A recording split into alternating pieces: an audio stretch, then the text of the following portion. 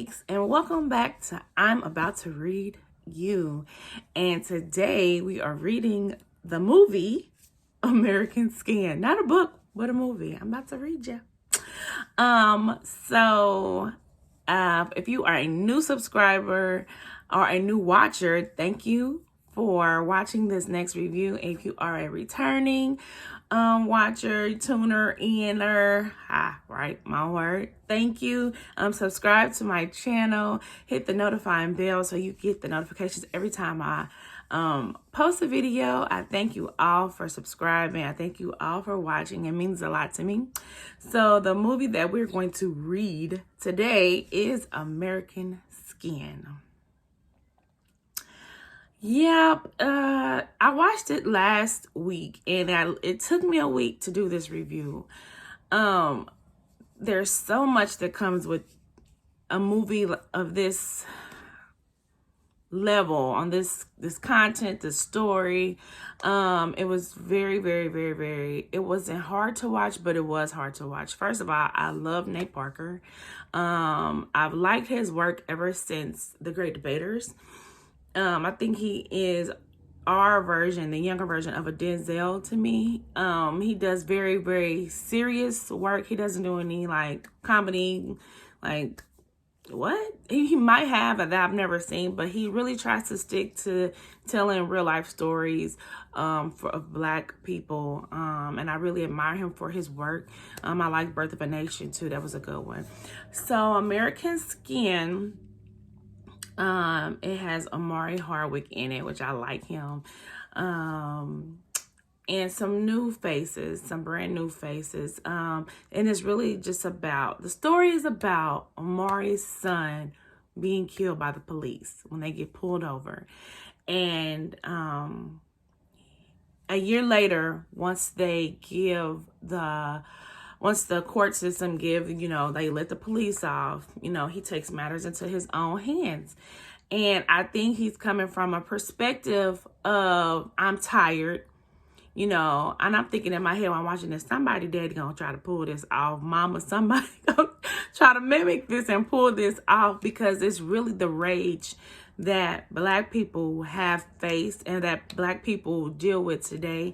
The race culture thing is such a sticky topic only for the opposite race. I'm not a racist.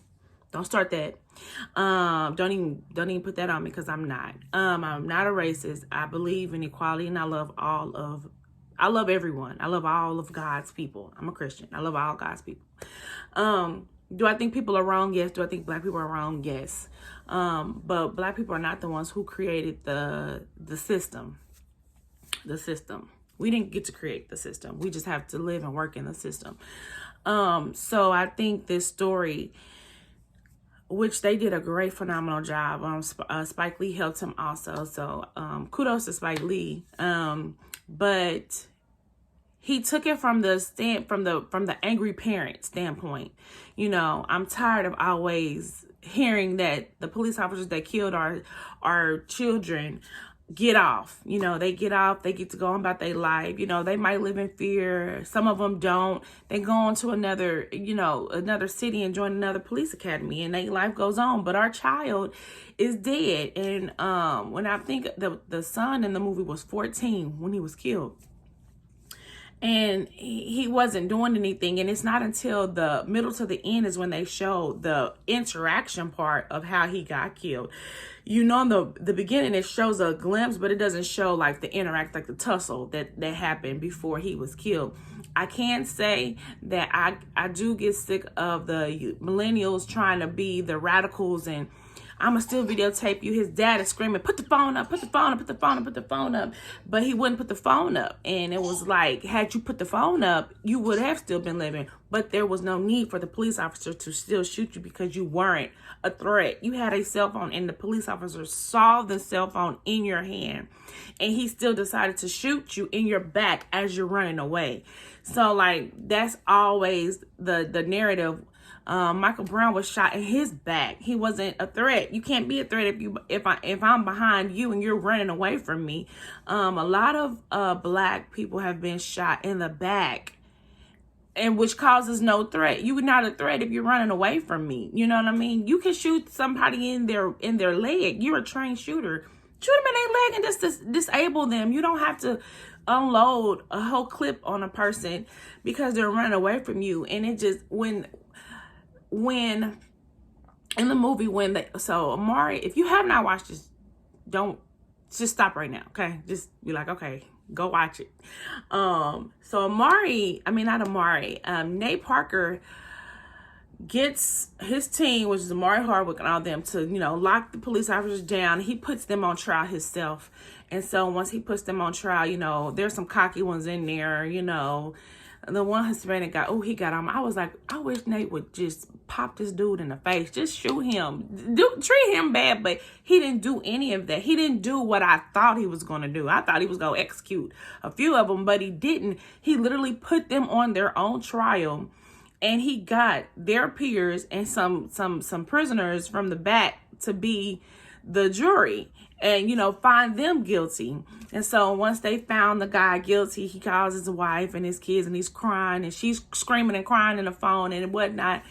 And I thought he was going to shoot him, but he didn't. He let him off or whatever. And so when the police officer finally told why he even pulled them over, because, y'all riding through the neighborhoods, the police officer basically said, I'm damned if I don't protect y'all, and I'm damned if I do.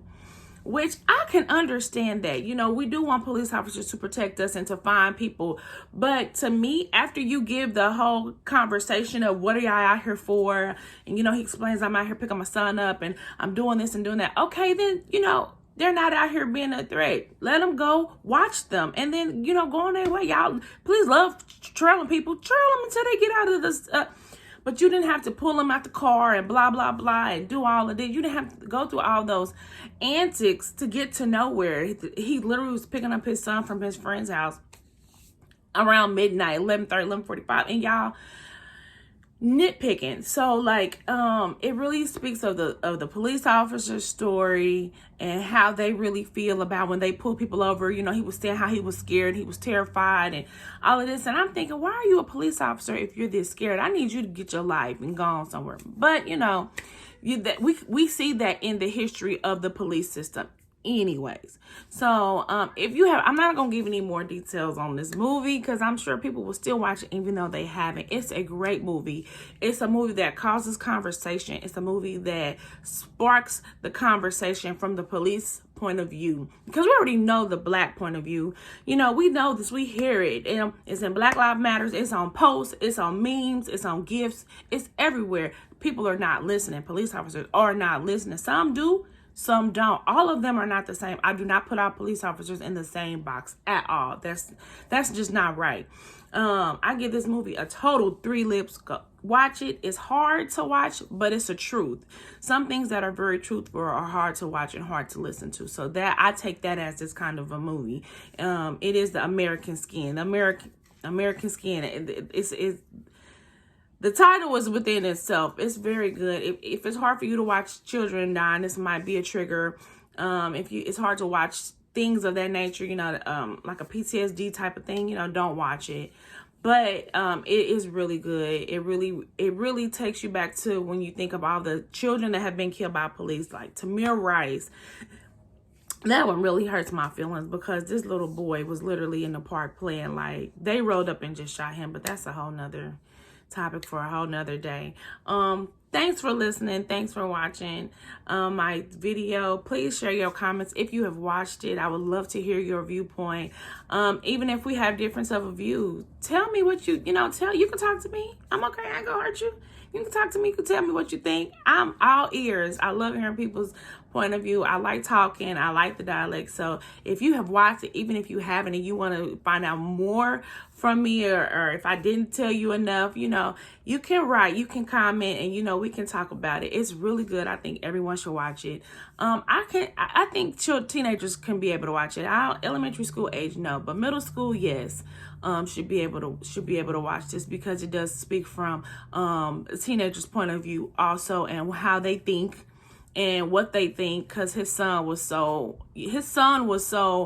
you know, the systems say that we can do this, this, and this because it played back moments in their life together. And the system say, you know, we can do this and that. And his dad's like, son, it don't. Just because the system say it don't mean it works that way. Like, it's really a great movie. Kudos to Nate Parker. So thanks for watching. I don't want to keep any more of your time. Enjoy your day. Keep reading, keep writing, and keep living. Peace.